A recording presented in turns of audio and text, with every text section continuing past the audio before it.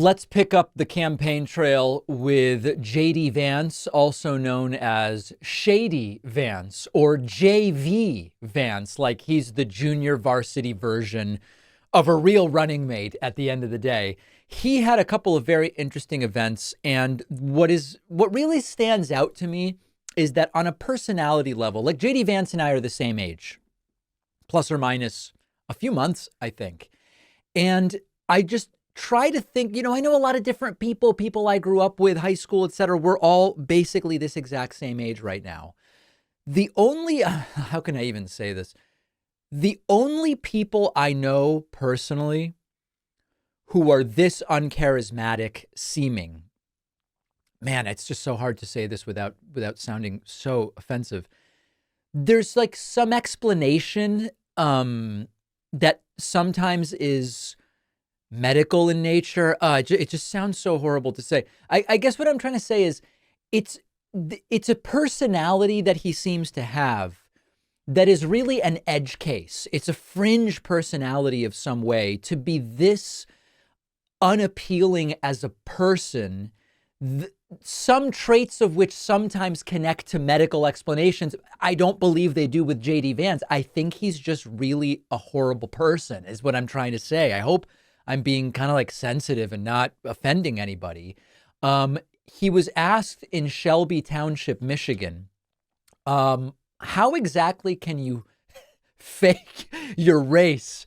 As Trump said that Kamala Harris, she used to be Indian and then she became black or whatever. And his answer is it's just like nothing. There's no substance here. Donald Trump said something very simple, totally inoffensive, but frankly, obviously true to me, which is that Kamala Harris is a chameleon. She's a fake, and the American people have to look at her record if we actually want to know how she stands on the issues, because her words simply can't be trusted. Sir. How can you fake your race? If I'm sorry? You're both Indian and black, how can she fake her race? She fakes who she is depending on the audience that she's in front of, and that's who she is, and that's who she's always been. The weird thing about this is, by my count, JD Vance has had 3 or 4 names. And I know that you're probably saying, David, what are you talking about?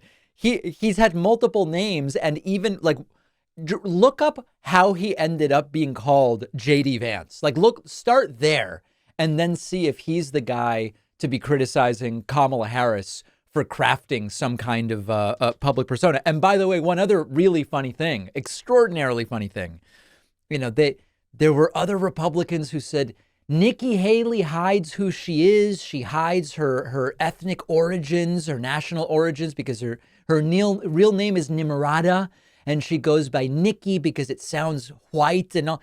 And on the other hand, you have Kamala Harris, who's just like, I'm Kamala. She's not going by Cammy. She's not going by Kimmy or Kim. And they're like, oh, she's hiding. She's a chameleon. She's not showing us who she really is. We see what she looks like, and her name's Kamala, and yet we're supposed to believe she's the one who's being dishonest about her identity. Now, here's another really interesting, and again, every one of these questions, the answers are just disaster. Reporter asks JD, you've suggested Josh Shapiro wasn't picked because he's Jewish.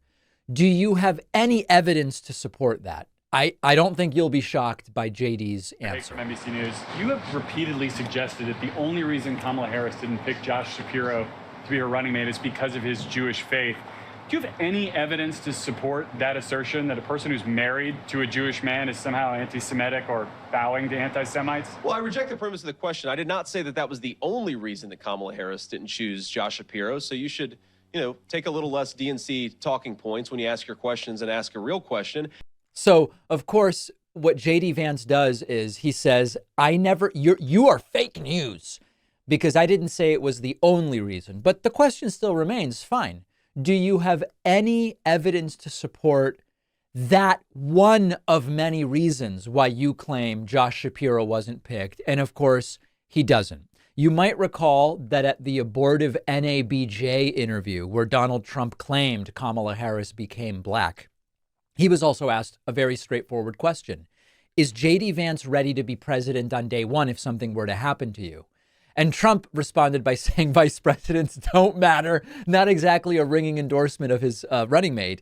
JD Vance was asked, did you like that answer? Detroit Free Press. Thank you. When Trump was at the NABJ conference, he was asked whether you'd be ready to assume the presidency on day one, and he responded by talking about how the vice president pick doesn't really impact the election outcome. Sure. Was that the response that you were hoping for from the former president? Well, what the president has said, and I agree with him, is that most people are voting at the top of the ticket. Now, Tim. All right. Hey, how did you feel when Trump said you don't matter? He goes, well, he was basically right. I essentially don't matter. People are just voting for president. And then finally, these are just sometimes beyond belief. Trump, who notably has no sense of humor.